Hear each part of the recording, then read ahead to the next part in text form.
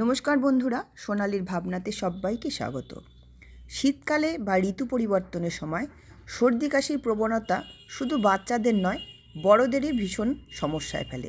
তাই আজ চলে এসেছি এই সমস্যার সমাধানের জন্য বাড়িতে বানানো হোমমেড কাশির সিরাপ নিয়ে, যেটা কিনা বাচ্চা বা বড়দের সর্দি কাশির মতো সমস্যাগুলো সমাধানের ক্ষেত্রে অনেকটাই কার্যকরী ভূমিকা পালন করবে। আমার কাছে আজকের এই ভিডিও অন্যান্য ভিডিওর চাইতে অনেক বেশি মূল্যবান। আমি যে সমস্ত উপাদানগুলো নিয়েছি সেগুলোর কোনো পার্শ্ব প্রতিক্রিয়া নেই। আসুন দেখে নিই কী কী উপাদান ব্যবহার করব এই হোমমেড কাশি সিরাপের জন্যে। নিয়েছি আমি তেজপাতা। তেজপাতায় প্রচুর পরিমাণে ভিটামিন সি, এ, আয়রন, পটাশিয়াম, ক্যালসিয়াম রয়েছে।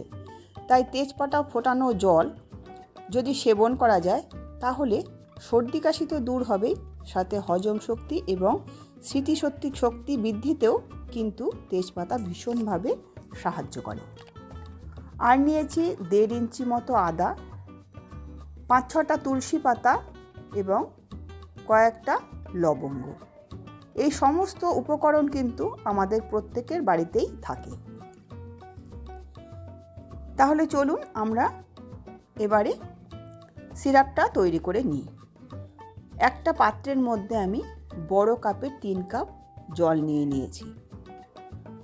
জলটা ভালো মতো গরম হয়ে যাবার পরে এর মধ্যে আমি দিয়ে দেব তেজপাতাগুলো আমি আগে থেকে ভালো করে ধুয়ে পরিষ্কার করে রেখেছিলাম। আর 1.5 ইঞ্চি আদার টুকরো আমি দিয়ে দিচ্ছি। আর দিচ্ছি 5-6টা তুলসী পাতাগুলো ভালো করে পরিষ্কার করে ধুয়ে রেখেছিলাম। আর 7-8টা লবঙ্গ দিয়ে দিচ্ছি। দিয়ে ভালো মতো আমি ফুটিয়ে নেব। গ্যাসের ফ্লেম লো টু মিডিয়ামে রেখে আমি ভালো করে ফুটতে দিচ্ছি। তুলসী পাতায় প্রচুর জিঙ্ক এবং ভিটামিন সি সমৃদ্ধ।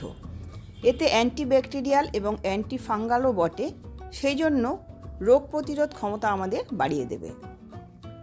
আর আদার মধ্যে রয়েছে প্রচুর পরিমাণে অ্যান্টিঅক্সিডেন্ট, তাই আমাদের শরীরের রোগ প্রতিরোধ ক্ষমতা বৃদ্ধির সাথে সাথে সর্দি কাশি, গলা ব্যথার মতো সমস্যা থেকে আমাদের খুব তাড়াতাড়ি মুক্তি দেয়, সঙ্গে হজমেরও সাহায্য করে।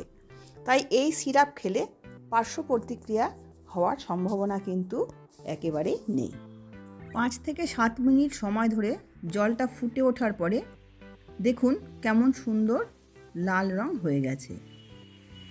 এবারে জলটাকে আমি আরও কিছুক্ষণ ফুটতে দেব।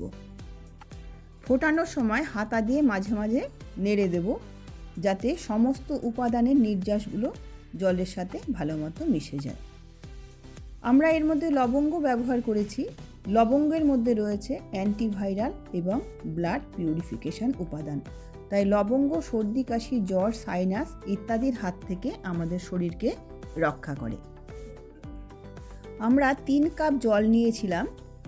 এবার ফুটতে ফুটতে এখন প্রায় 1.5 কাপ হয়ে গেছে। এবারে রঙটাও আরও লাল টকটকে হয়ে গেছে। এবার গ্যাসের ফ্লেমটাকে আমরা অফ করে দিচ্ছি। এরপর ছাঁকনি দিয়ে ছেঁকে নেব।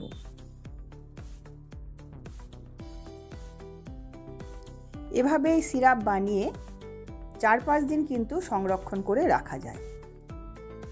আর খাবার সময় ঈষৎ উষ্ণ অবস্থায় খেলে ভালো ফল পাওয়া যাবে।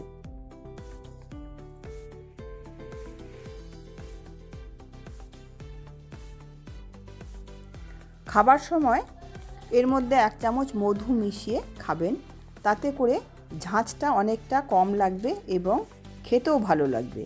কারণ মধু শরীরের রোগ প্রতিরোধ ক্ষমতা বাড়িয়ে তোলে এবং যে কোনো সংক্রমণ থেকে শরীরকে রক্ষা করে।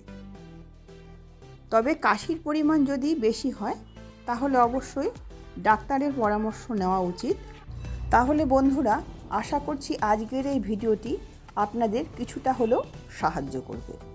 ভিডিওটি ভালো লাগলে লাইক, শেয়ার এবং কমেন্ট করবেন এবং আমার চ্যানেলে নতুন বন্ধু হলে চ্যানেলটি সাবস্ক্রাইব করে পাশে থাকবেন। আজকের মতো বিদায় নিচ্ছি।